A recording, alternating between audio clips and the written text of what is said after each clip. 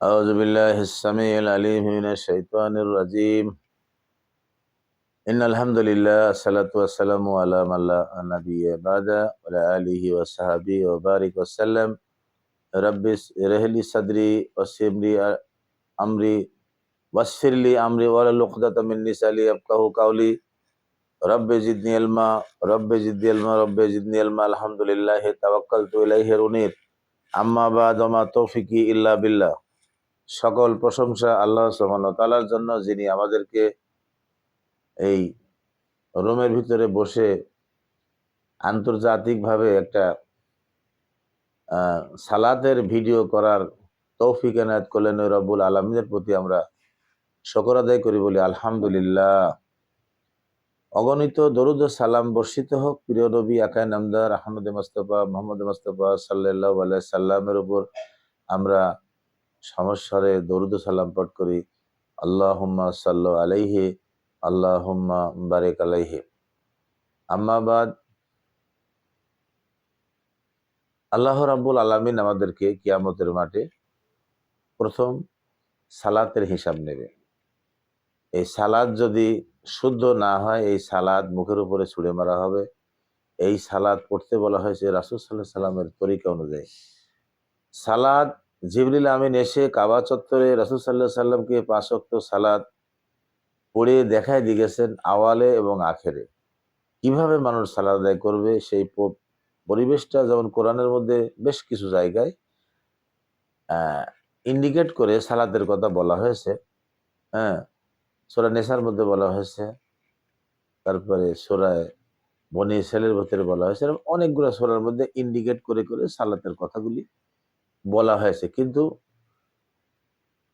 ওয়ারকা ওয়াসজুদু, অথবা রুকুকারীদের সহিত রুকু করো, দাঁড়িয়ে বসে শুয়ে তোমরা আল্লাহর জিকির করো, সালাত আদায় করো, এইভাবে অনেক জায়গায়, কোরআনের অনেক জায়গায়, যেমন মুস্তাহিদরা বলছেন কোরআনের ৮২ জায়গায় নাকি সালাতের কথা বলা হয়েছে। যাই হোক, আল্লাহু আলাম।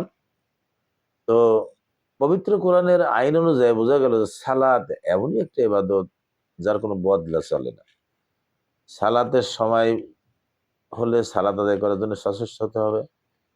অনেক সময় দেখা যায় মানুষ প্যারালাইজড হয়ে পড়ে থাকে, তার জ্ঞান আছে, তার শরীর অবশ্যই পড়ে আছে, তাকে পরিষ্কার করে দেওয়ার লোক নাই, কিন্তু জ্ঞান ঠিকই আছে। ওই অপরিষ্কার অবস্থায় তাকে সালাত আদায় করতে হবে। এমনকি কোনো মানুষকে যদি তার উলঙ্গ করে ফেলায় রাখে কেউ, তারপরেও সেই অবস্থায় সালাতের সময় হলে তাকে সালাত আদায় করতে হবে। সালাতের কোনো বদলা চলবে না। তো তাই আমরা আজকে সালাতের উপরে যে টপিক করব, আমরা আপনার দেশে বিদেশে যেখান থেকে আমার এই ভিডিওটা আপনারা দেখতেছেন, সবার কাছে আমার অনুরোধ রইল, আপনারা সাবস্ক্রাইব করবেন, লাইক কমেন্ট শেয়ার করবেন, যাতে এই ইসলামিক ফ্রেন্ডস টিভির থেকে পবিত্র কোরআন ও সহিহ হাদিসের কথাগুলি হুবহু কোরআন হাদিস মাফিক রাসূলুল্লাহ সাল্লাল্লাহু আলাইহি ওয়াসাল্লামের তরিকা অনুযায়ী আমরা দিতে পারি। আমাদের জন্য দোয়া রাখবেন। আসসালামু আলাইকুম ওয়া রাহমাতুল্লাহ। আমি এখন সালাতের প্রচলিত ১০০-র অধিক ভুল, এর উপরে কিছু কথা নিয়ে আসবো ইনশাআল্লাহুল আজিজ ওয়া মা তৌফিকি ইল্লা বিল্লাহ। তো কিয়ামতের মাঠে আগে সালাতের হিসাব নেওয়া হবে।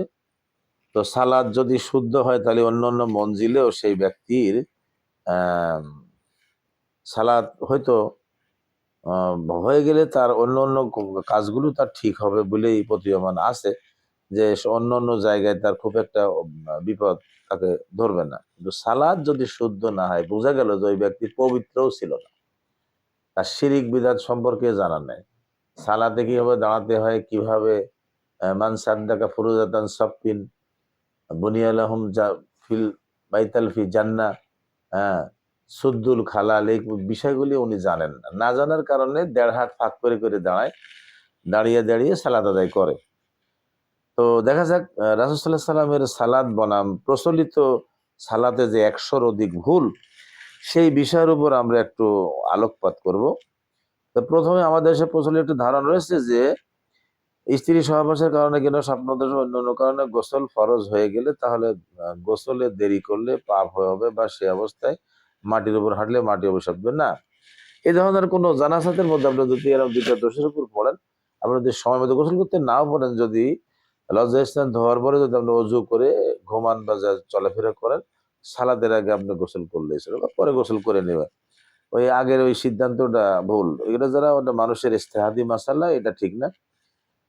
আপনি সালাদের আগে গোসল করলে চলবে। তাছাড়া অন্যান্য কাজ করতে পারবেন ইনশাল্লাহ, কোনো অসুবিধা নেই।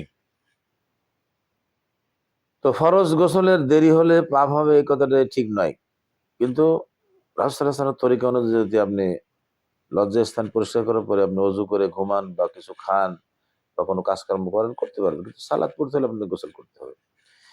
প্রচলিত ভুল, অজু গোসলের সময় আমাদের দেশে বাংলা আরবিতেও নিয়ত মানে নাইতুয়ান বলা হয়, গোসলা লেরাফিল জানাবাত, এই সমস্ত কথা বলা যায় ইসলাম বহির্ভূত কাজ, এগুলো সবাই শিষ্টাচার করে।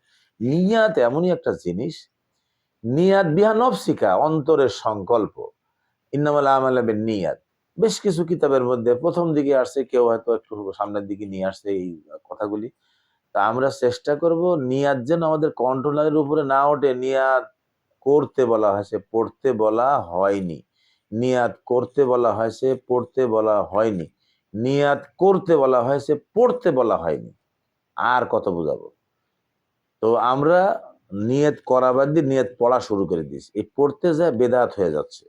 রাসূল সাল্লাল্লাহু আলাইহি সাল্লাম বলছে, জেনে শুনে যারা বেদাত করবে, শরীয়তের মধ্যে নতুন কিছু আনিত জিনিস দিয়ে শরীয়তের ভিতরে অপূর্ণ সে মনে করে পূর্ণ করার চেষ্টা করবে, কিছু শরীয়তের প্রয়োজনীয় আমলগুলোকে বাদ দিয়ে নিজেরটা ঢুকায় আমল করার চেষ্টা করবে, এই জাতীয় কাজ করলে তার নামে আল্লাহর কোর্টে রাষ্ট্রদ্রোহ মামলা হয়ে যাবে। সে মামলাটি কি? কুল্লু বেদাতিন দলালা। যে ব্যক্তি জেনে শুনে নতুন উদ্ভাবিত জিনিস শরীয়তের ভিতরে ঢুকাবে বা আমল করবে, মানুষকে ওইভাবে বলতে থাকবে, সে কুল্লু বেদাতিন দালালা, যত রকম কিছু ঢুকাবে কাজ করবে, সবই সে পথভ্রষ্টের মধ্যে থাকবে।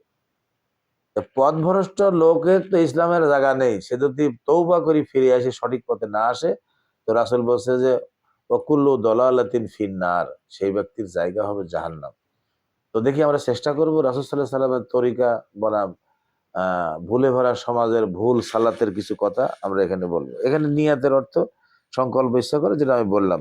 আপনার এখন থেকে ইচ্ছা শক্তিকেই নিয়ত মনে করবেন যে হ্যাঁ, আমি সালাত পড়বো, বা আমি এখন এদিকে যাব, বা আমি এখন অজু করার জন্য যাচ্ছি, এগুলো মনে সংকল্প করে, এটা নিয়ত। আর সালাতেরও ওই একই না, আপনি তো জানেনই কোন সালাত কয় রিকাত পড়বেন, ওটা অন্তরে সংকল্প করলে হয়ে যাবে। এটা নিয়ে বেশি বাড়াবাড়ি না করা ভালো। তবে একটি জিনিস আমি বলবো, সেটা হলে আমাদের দেশে দেখা যায় প্রস্রাবখানায় যথেষ্ট পানির লাইন প্রত্যেকটা প্রায় মসজিদে এখন হয়েছে, দু একটা বাদ আছে এরকম। পানি থাকা সত্ত্বেও যদি আমি আবার নতুন করে কুলুপ নিয়ে হাঁটাহাঁটি করি, এটা শিষ্টাচার বহির্ভূত, এটা তার লজ্জাস্কর বলে। মনে হয় হায়া লজ্জা বলতে কিছু নেই, প্যান্ট পরি আছে, পায়জামা পরি আছে, কেউ লুঙ্গি পরি হাত ঢুকাই দিয়ে ওষা করি আছে, এটা অনেক মুরব্বীদের সামনে, তার বয়স্কদের সামনে সে হাঁটাহাঁটি নাড়ানাড়ি বসতেছে, যা আল্লাহ রাসূল দিয়ে যায়নি। আল্লাহ রাসূল শরীয়তে দিলে না দিয়ে আপনি কেন করতেছেন? আপনি কেন এত বোঝেন? রাসূল আল্লাহ বলছে যে মানুষের কোনো কথা ধর্মে চলবে না। তার মানে ইত্তেবাউল হাওয়া, মানুষের কোনো কথা ধর্মে চলবে না। তার কোন ইত্তেবা, মানুষের কোন ইত্তেবা করে হযরত মুহাম্মদ সাল্লাল্লাহু আলাইহি ওয়াসাল্লাম ব্যতী রেখে, যেহেতু তাকে অনুমতি দেওয়া হয়েছে যে আপনি এগুলো প্রণয়ন করবেন। তা রাসূল সাল্লাল্লাহু আলাইহি ওয়াসাল্লামের কথা ছাড়া কারো কথা ধর্মে চলবে না, যা আপনি কোরআনেও বলে দিয়েছেন। তো এটা কোরআন আমরা বুঝে পড়বো, হাদিসও বুঝে, হাদিসটা রাসূলের হতে। রাসূল সাল্লাল্লাহু আলাইহি ওয়াসাল্লাম বলছে বাল্লিগু আন্নী ওয়ালা আয়াত। আমি কি বললাম আপনি বুঝতে পারছেন? বাল্লিগ মানে পৌঁছে দাও, আন্নী মানে আমার পক্ষ থেকে। রাসূল বলছে যে আমার পক্ষ থেকে পৌঁছায়। আয়াত, হাদিস এবং কথা দুইটাকে আয়াত বলা হয়েছে, আবার আয়াতকে হাদিস বলা হয়েছে। সেটা মানে যেটাই সঠিকটা আপনাকে পৌঁছাতে হবে। আর আপনি যেই কথাটা রাসূল সাল্লাল্লাহু আলাইহি সাল্লামের নামে ধাবিত করলেন বা মানুষকে বলছেন, ওই কথাটা যদি রাসূলের না হয়, বানানো সাজানো মানুষের তৈরি হয়, রাসূল বলছেন যে তুমি নিশ্চিত জেনে রাখো তোমার জায়গা জাহান্নাম। তো এইভাবে আমরা হাদিস বুঝবো, এইভাবে মানুষকে পৌঁছাবো। না জানলে চুপ থাকবো। কোন রকম ইসলামের ভিতরে নিজেই ঢুকি না, ইসলাম সম্পর্কে আপনি অনেক মন্তব্য করতেছেন, দেখা যাচ্ছে যে আপনি দাবিদারের ইসলাম, আপনি নামাজই পড়েন না, অত ইসলাম নিয়ে আপনি বহু ব্যঙ্গ করে যাচ্ছেন। তো তো আপনাকে অনুরোধ করবো যে আপনারা খবরদার ইসলাম নিয়ে কোনো ব্যঙ্গ করবেন না, আপনার ইমান থাকবে না। এমনি তো আপনি কাফেরের মতো চলতেছেন, আর যারা নামাজি লোক তারাও দেখা গেছে আল্লাহ রাসূলের সহিহ হাদিসকে নিয়েও তারা ব্যঙ্গ করে।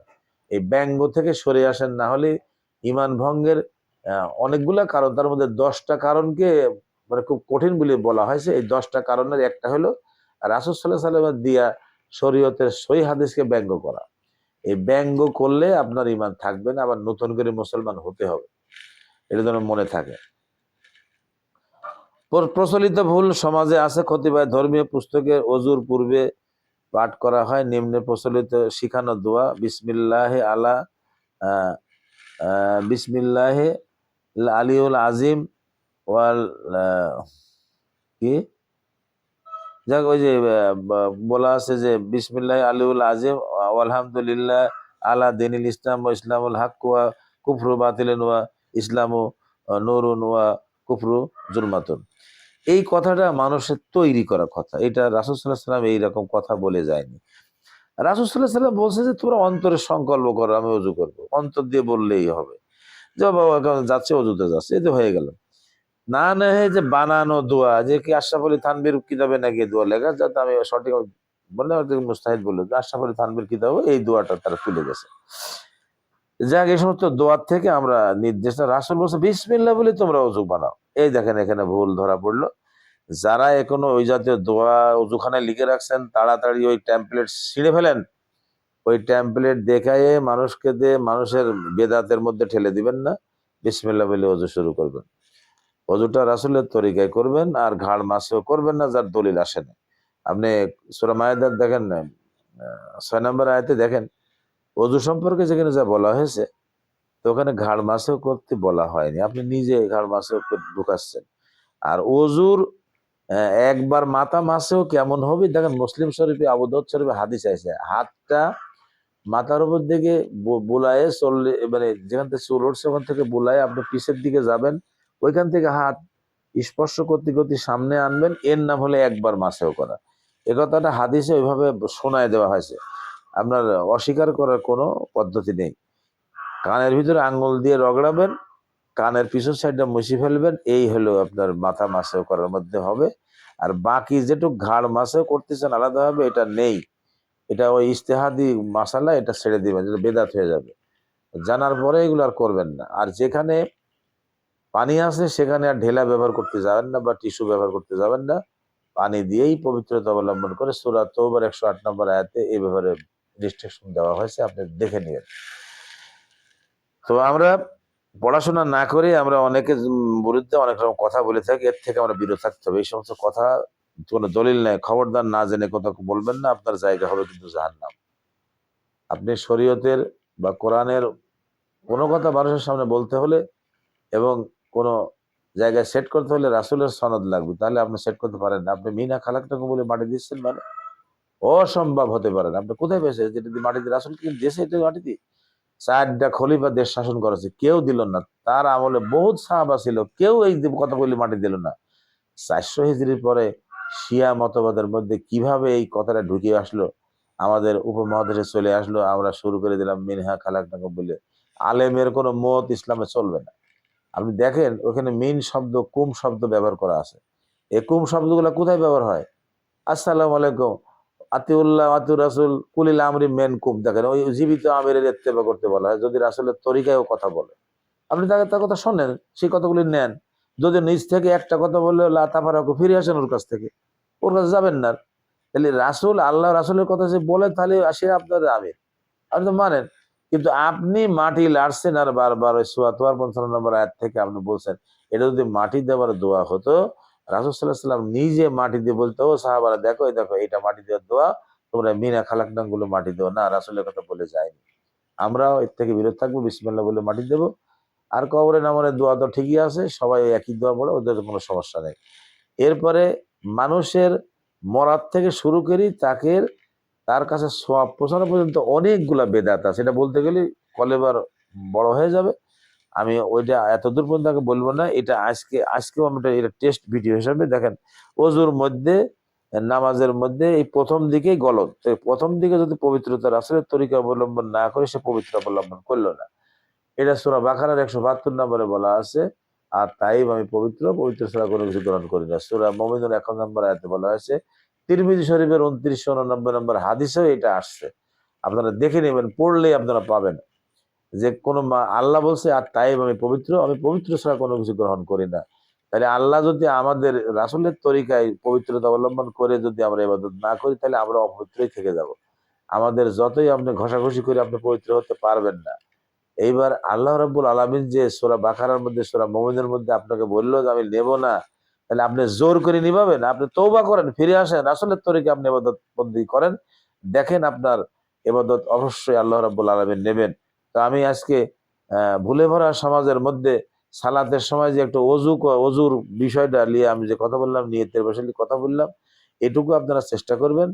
আর এই সালাত সম্পর্কে সূরা নিসার হয়তো মনে হয় ৪২ নম্বর দেখলেন যে নির্ধারিত সময় সালাত পড়া ফরজ।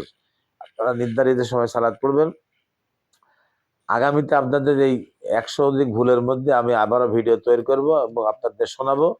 আজকে এই পর্যন্তই আমি বিরত রাখলাম। এর মধ্যে কোনো যদি আমার ভুল ত্রুটি হয় ক্ষমার দৃষ্টিতে দেখবেন। আর আহ, আমাকে কমেন্ট করে জানাবেন। আমার মোবাইল নাম্বার দেওয়া আছে 01303 126175। আমি মুক্তার আহমেদ বিন নজির। আমাকে আপনারা জানাবেন, আমি আমার ভুল শুধরে নেব। কিন্তু কেউ উল্টাপাল্টা কোনো খারাপ মন্তব্য করবেন না। ওমা আলাইনা ইল্লাল বালাগুল মুবিন। সুবহানাকাল্লাহুম্মা ওয়া বিহামদিকা আশহাদু আল্লা ইলাহা ইল্লা আনতা আস্তাগফিরুকা ওয়া আতুবু ইলাইক।